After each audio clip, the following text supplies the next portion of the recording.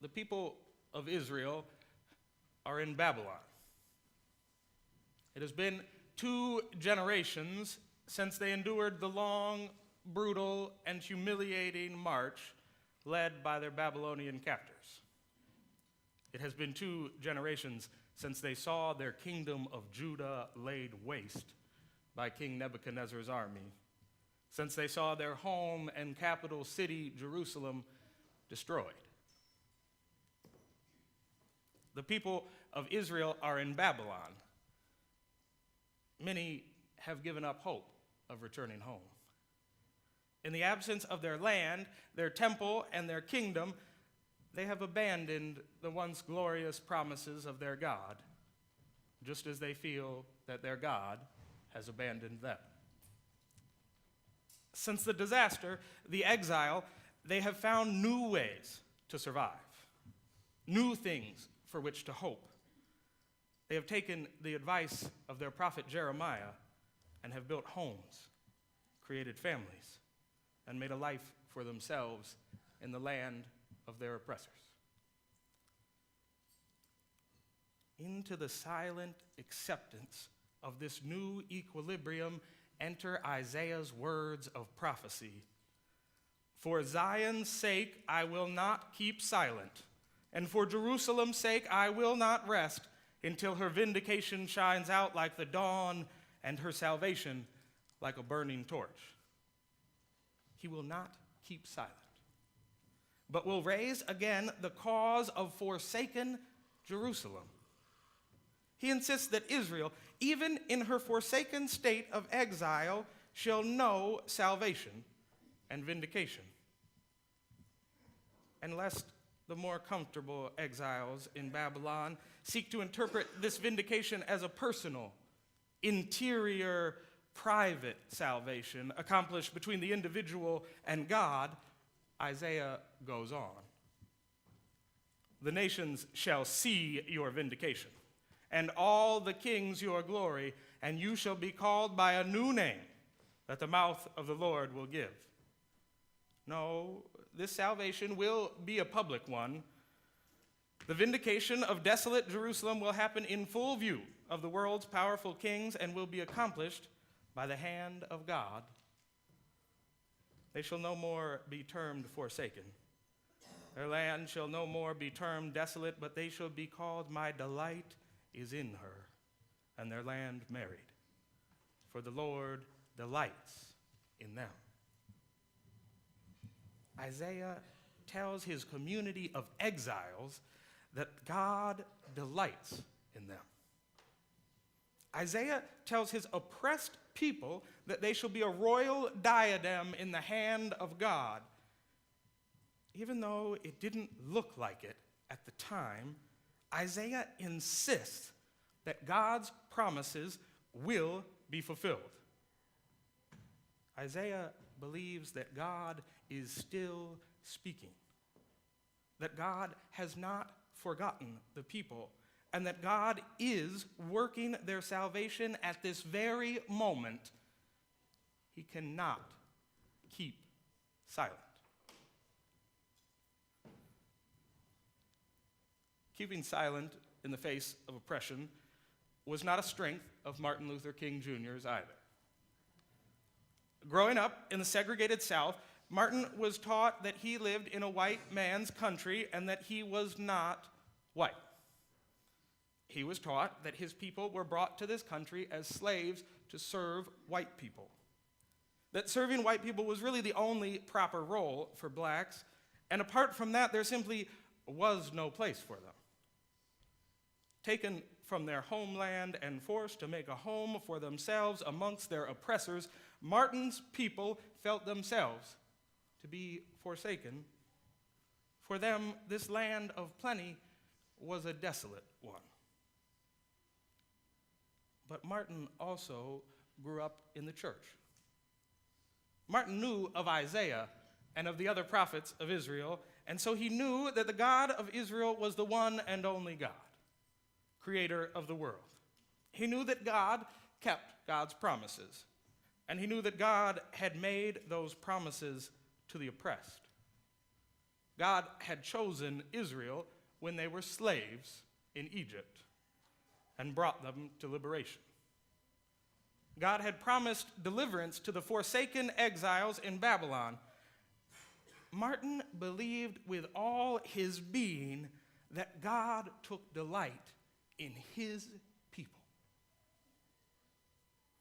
And so even though it didn't look that way at the time, Martin began to preach that God loved black people, that God would vindicate them in front of all the nations, that their salvation was certain to be accomplished because God was working it right now. There's a saying, one that I find useful to consider for our current celebration of Dr. King, that hindsight is 20/20. Perhaps you've heard this. And in a way, it's true. For who among us today would deny that black people are the children of God, that they clearly are deserving of the same rights as white people? Who among us would doubt that King and his followers are heroes?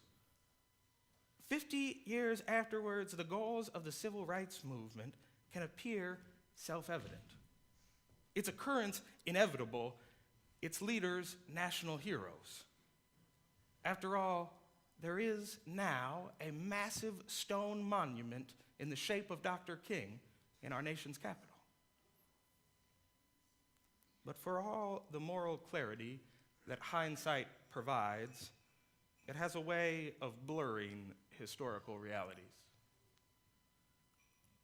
To see the monument to King in D.C., one could almost forget that the federal government viewed him as a threat to national security, that the FBI was constantly surveilling him.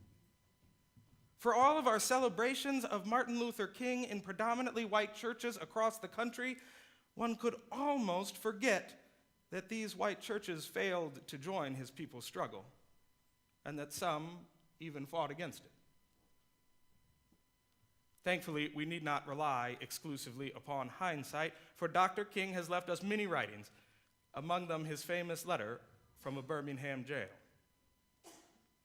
In it, he says, "When I was suddenly catapulted into the leadership of the bus protest in Montgomery, Alabama a few years ago, I felt we would be supported by the white church. I felt that the white ministers, priests, and rabbis of the South would be among our strongest allies.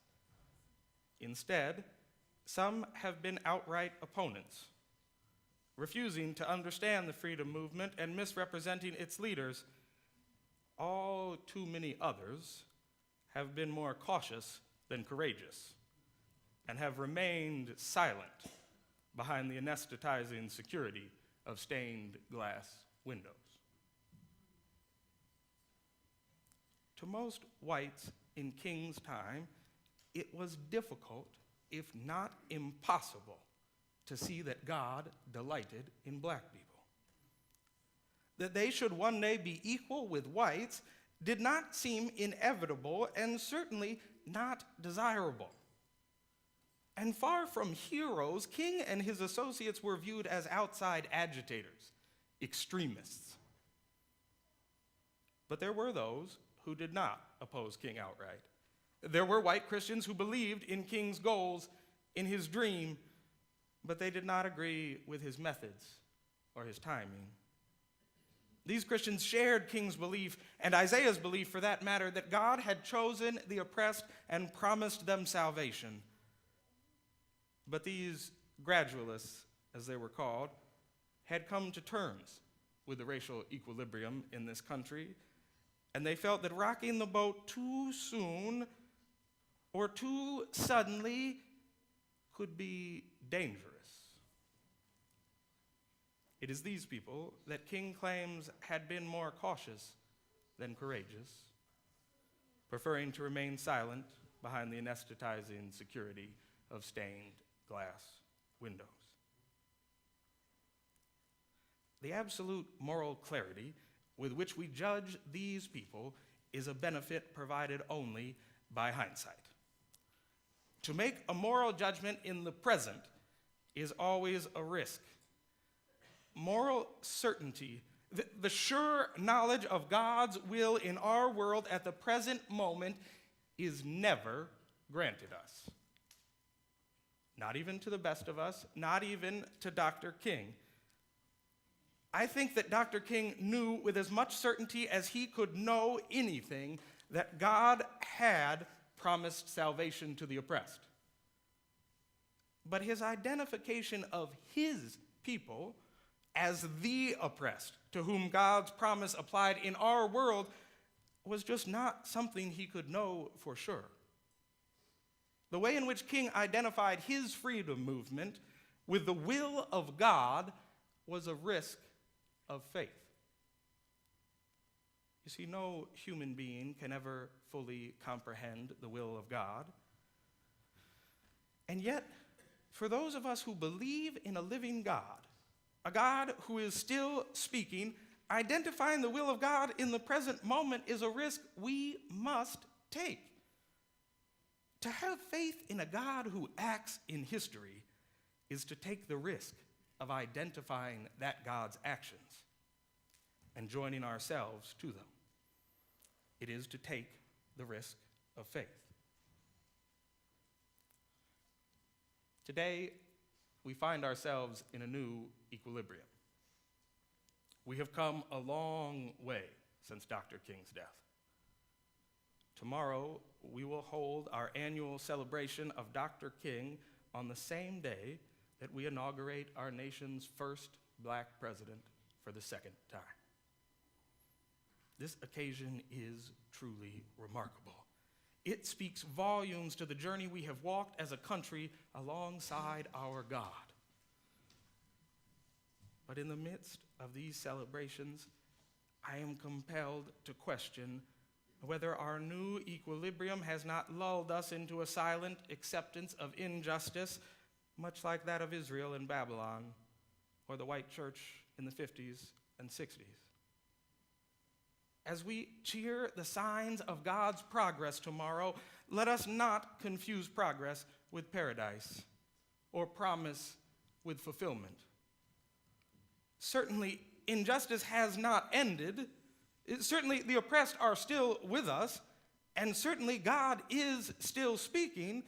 So why only celebrations? Why such a deafening silence concerning the forsaken among us and their salvation?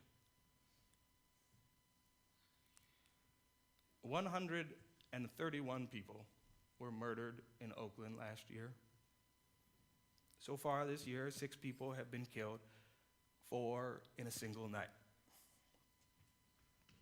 These killings don't make headlines. They do not lead on the national news, nor do they provoke a national dialogue on the role of guns in our society. For the most part, these killings provoke only silence. For these murders are not newsworthy.